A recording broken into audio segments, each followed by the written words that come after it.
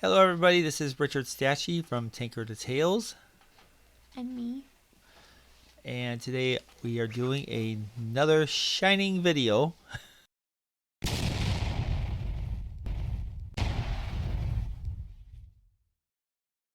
All right, first I want to start off is my last video, The Shining Inspirations 2. I was talking about the movie The Night Visitor, and I was talking about the possibilities or the possibility inspiration for Stephen King, I think, that kind of like inspired him into writing The Shining. Sure enough, I don't have any evidence that points it out besides the similarities of the background scene of the area in the snow and some of the character names, which is similar to in the Shining book. I think it's far fetched. Well, anyway, that, anyway, Sorry. it's okay. Um, so the gut feeling that I have is that Stanley Kubrick kind of recognized some of the influences of the Night Visitor and maybe incorporated some of the images of what was going on in the movie into The Shining itself, as I pointed out. Um, I hinted towards that there's a possibility that the asylum in Night Visitor might be an influence in The Shining itself. And I'm hoping to do a little exploring in this video to show you what I'm talking about. Just a little bit because um, the way how I mapped everything out, it probably would be like 5 hours long, but I'm going to try to cut it short to a scene. So I'll start with the Night Visitor first, as I was talking about. And this is the interior of the Night Visitor of the Asylum in the Night Visitor movie, and it definitely does not have any connection that I can see towards The Shining itself. Which, unless you want to say there's arches there, and there might be arches somewhere in The Shining. I don't remember The Shining being very archy. I could be wrong, but it's very angular. Yeah, so this would be considered like a dead end. But what I decided to do is look at some other movies that had some asylums in it, and I tried to try to review those. Yeah, this actually does not even look like a normal asylum. It looks like an old castle or something. Yeah, it does. It looks like a castle, I think or it was repurposed for this I movie. I also kind of believe that this was more like a prison more Yeah, than an maybe even a prison, asylum. a fortress or something like that. Yeah, something like that in a sense. No, I gotta look it up. No, it says it's an asylum in the movie. Yeah, in the movie, but what did they really film it in? Is that a set? It's not a Oh, set. Back in those days, they didn't well, use sets. back in those days in the European countries, they usually film these things in actual castles. That's what I mean. But I mean, that doesn't look. I mean, I guess it could be a castle, but It probably is. All right. So anyway, this is the scene that we're gonna focus on a little bit. And what's interesting about the scene here in The Shining is that the camera is following Danny, but it's following at a very slow distance. And as you see, Danny just rides his bike through the doors and he cuts and turns. And the camera's still dragging behind, showing the whole entire area. And I kind of feel that this entire area was intended for us to really look at. yes. So during during my little research, I'm going to start off with the Snake Pit. This is from 1948, and I like to say that Snake Pit was kind of like one of those stories that kind of started the cruelty of patients in the asylums. Um, mostly focusing like on the electric shock treatments, um, and some other treatments that she was involved with. Um, so as for similarities, um, we got this going on over here. The light color of the walls here and the darkness of the lower part, even though this is kind of brick. Mhm. And this is called, the lower part Mhm. is called the wainscot. Yeah. Wainscot. When it's separated, the bottom part is sometimes referred to as the wainscot or the wainscoting, even though that's the paneling. It's also called that when they paint it differently. Yeah. And so anyway, is uh this is the start. And I'll definitely talk more about Snake Pit later videos. There's a couple scenes in there I do think is really connected towards The Shining itself. Most notably, the ending scene of the story. But like I said, I'm going to talk about those in future videos. But if you want to hurry up down there and get the movie Snake Pit and watch it and check out the ending, you'll see what I'm talking about. Um, Today's focus story we're going to be talking about really is Three Faces of Eve from 1957. But this is the asylum scene that Eve is in at the moment, and I believe that she is being Eve Black at this moment because Mm-hmm. Eve Black is more like the seducing Eve character. She looks kind of sassy right there. Yeah.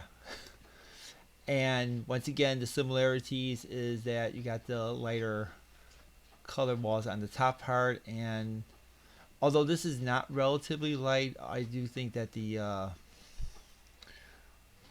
tile print or the tiles of it kind of looks adds a little darkness to it. I think it looks like it's lighter on the bottom and darker on the top in this one, but it's hard to say with the black and white. All right.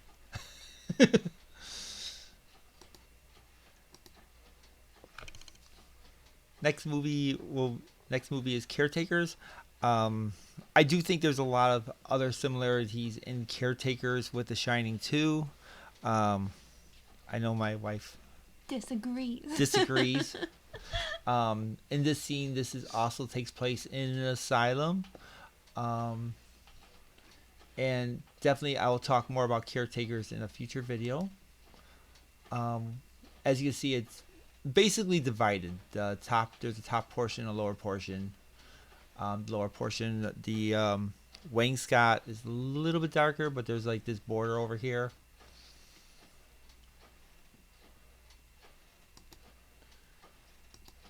Now, this is from Shock Treatment.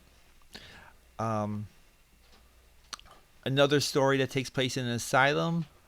And I kind of like this story too. This is a I really think it's a really good story, and definitely the similarities to The Shining. I would lead off with the shock treatment part, but I kind of feel that there's if I just piece together all the electric shock treatments in all these movies to illustrate in the scene in The Shining, I'll probably end up doing a whole different video for that. I'm not going to do it for now, but I don't really want to spoil too much about shock treatment. I like I said, I do really enjoy this movie a lot. As well, in this case, the matching, it looks very similar to each other. Once again, this is movies in black and white, so it's really hard to tell.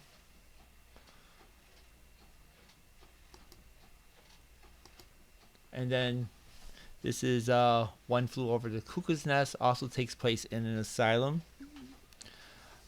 And I'm going to have to really watch this movie again. I saw it many years ago, and I really thought this movie is kind of depressing a little bit for me for me to enjoy. But and One Who Flew Over the Cuckoo's Nest, I really kind of think it's more like a story that's kind of like has commentary about lobotomies. Mm-hmm. That's how my feeling, especially towards the end of the story. Um, and in the comparison, once again, you'll have the lighter walls on the top, slightly darker on the bottom, the wainscot. Mm-hmm. Yep. And which comes to, what do you guys think? Are these just by chance very similar? This whole entire hallway kind of similar matches into the asylum, Yeah. sort of, right? Yeah. Well, I also took time out looking at real asylums that were kind of like abandoned, and I'm just gonna run through a couple examples to show you. Once again, this one has like two different shades Yeah. of the walls. This one over here, again, two different shades.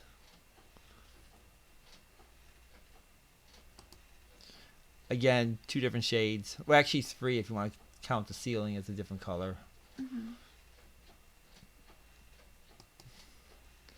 Another one, two different shades. And another one, two different shades. Yeah. But I wanted to point out too that this is not uncommon for public spaces because the two-tone colors help keep the walls looking less dirty when there's a lot of hands and traffic on them. But it's also very common in hospitals. Okay. Alright, so my question is the Overlook Hotel an asylum? I want you guys to post your comments on the message. I always enjoy reading them, and I definitely would like to know what you guys' thoughts about what I just showed you so far. But I got more to show. With this scene in particular, right? Or this area Yeah, of the well, hotel. Yeah, this area in particular, I'm not going any further than what we're seeing in this one scene right now at this moment. I do want to show in depth a little bit more following down the line, but first off, my focus is right over here in this scene. And it does look kind of like maybe like the hallways of an asylum, areas of asylums, Mm-hmm. at least. And then that's not mentioning like the walls itself, how industrial and how the pipes are and everything. Yeah, this doesn't look like a hotel or any space you might see in a hotel. Even if this is staff or office areas, It's very. It doesn't. I can't think of a reason why this would serve a purpose in a hotel to have this like very industrial looking area right next to where, because he's just going in circles. It wouldn't. I just don't think it would be right next to where the like common areas are. No, it doesn't make too much sense about it, and I kind of feel, this is my gut feeling, is that one of the reasons why a lot of people are like at all with The Shining is I kind of believe that Stanley Cooper purposely incorporated this into the story, knowing that people would eventually go to the hospitals or go to visit somebody in an asylum or some sort. Do at some point, don't we? Some do or some point, yeah. Or actually seen movies that dealt with asylums, because once again, I pointed out some movies, and One Who Flew Over the Cuckoo's Nest is definitely a very popular movie back in the 70s. Mm-hmm. So it would like still play on people's memories when they would watch that scene and remember that like, oh, I saw something like that before. Yeah, it doesn't necessarily look out of place. It looks sort of familiar, but then when you try to think of why would there be this like very industrial looking area in a hotel on the same floor, that doesn't make sense. It's odd that he's going through this area right here. Yeah.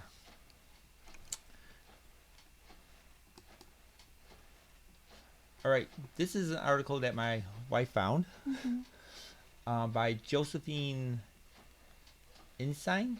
Sure. All right. Not going to really read this article. I will post the link up there. This is the complete article if you just want to pause the screen and just watch it.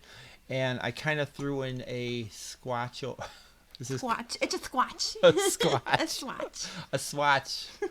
I kind of threw in a swatch of the color patterns of the spinach green, which is what the article's about.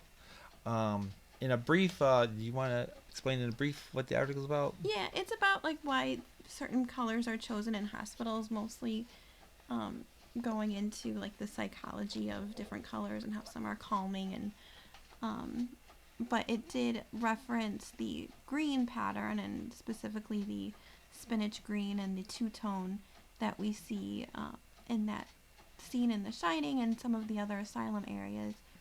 And it referenced an article from 1918 that I read from, I think it was another doctor, and they were theorizing and proposing painting operating rooms with a darker spinach green color on the bottom and a lighter green above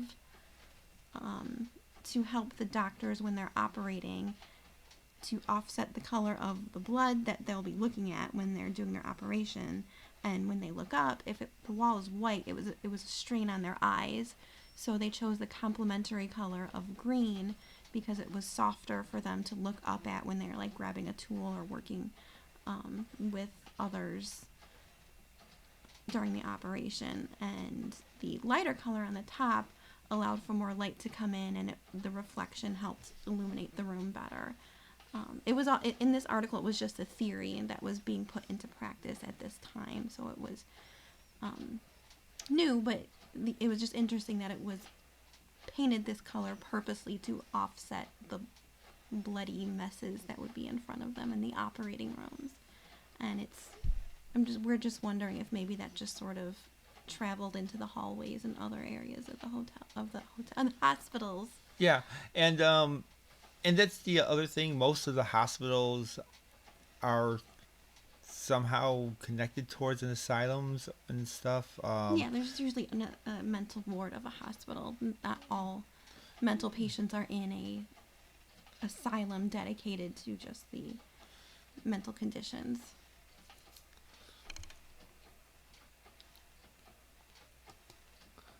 So, Pipes. okay. Did I do anything wrong on it? No, I'm Okay. just remembering the names of the colors of the pipe. Yeah. Okay. Okay. In this part, I want to talk about the pipes now. Now, as you can see, once again, in this whole entire scene, this is my entire focus right now. We just talked about the two-tone walls, and now we're going to talk about the pipes, especially this red pipe here and this blue pipe over here.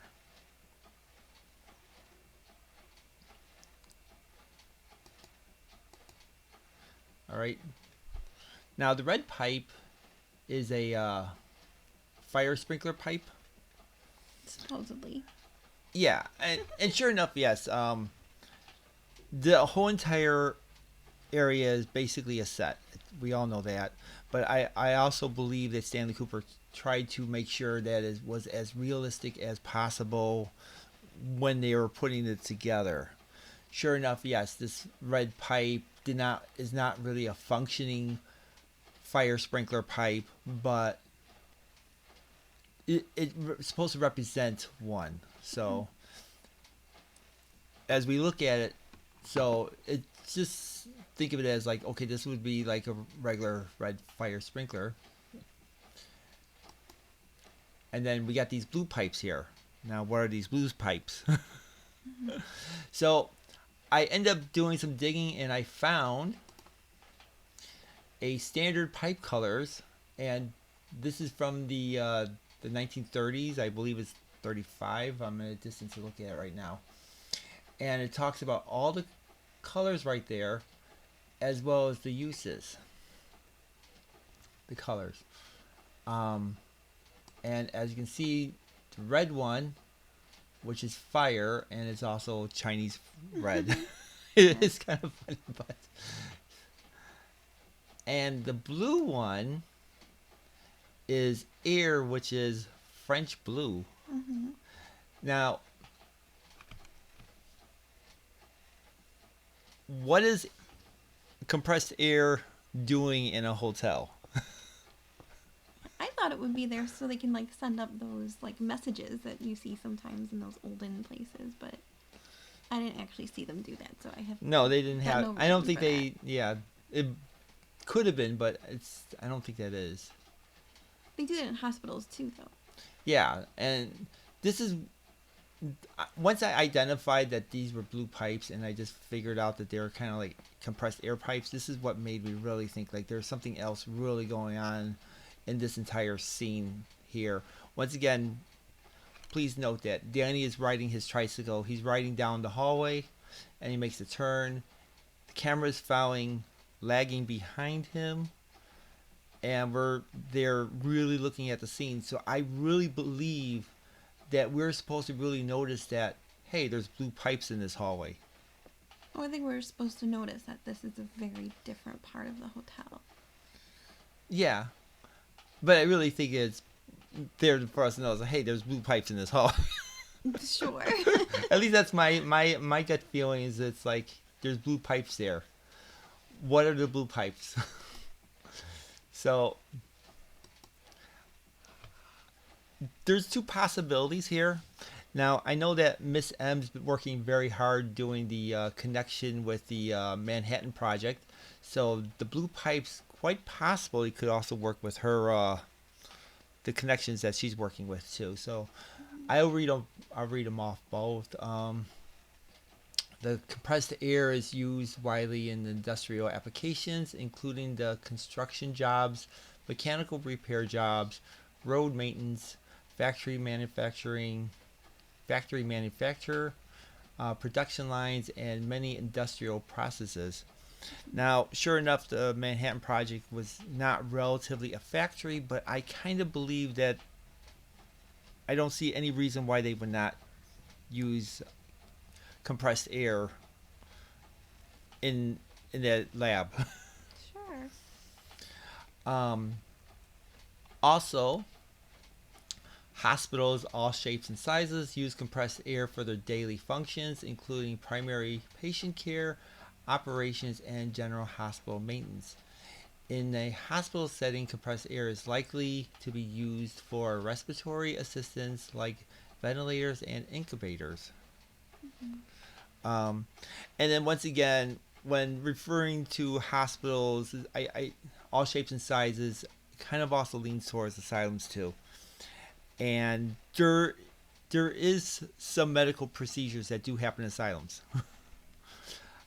especially back in those days, would be like lobotomies. And speaking about lobotomies, here's something Hmm. interesting that I found out about lobotomies. In the United States, approximately 40,000 people were lobotomized, and in England, about 17,000 lobotomies were performed. This is all during up till the 1980s. Okay, um, the U.S. and much of the Western Europe never banned lobotomy, and the procedure was still performed in these places throughout the 1980s. Today, lobotomies is rarely performed, although they are technically still legal. And then there's surgeons occasionally use a more refined type of psychosurgery called the Singulotomy. singular singularity in its place. The procedure involves targeting and altering specific areas of the brain tissue. Now, like I said, um, my feeling is that the one who flew over Cuckoo's Nest is definitely targeting as a story about against lobotomies. Definitely.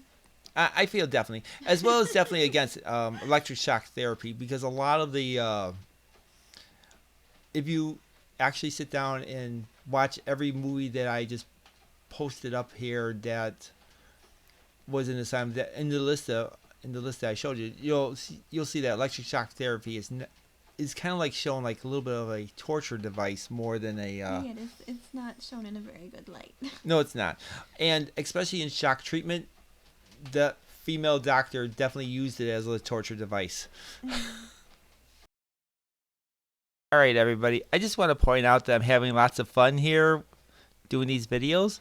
So I just wanted to end the video by saying, what do you think about the possibility of the Overlook being an asylum? Let us know in the comments. Yeah, please. I would like to read them. And I would like to say, Thanks for watching. Yeah, thanks for watching. This is Richard Stashy from Tinker to Tales. And me. Naturally, put all your comments down and have a good time.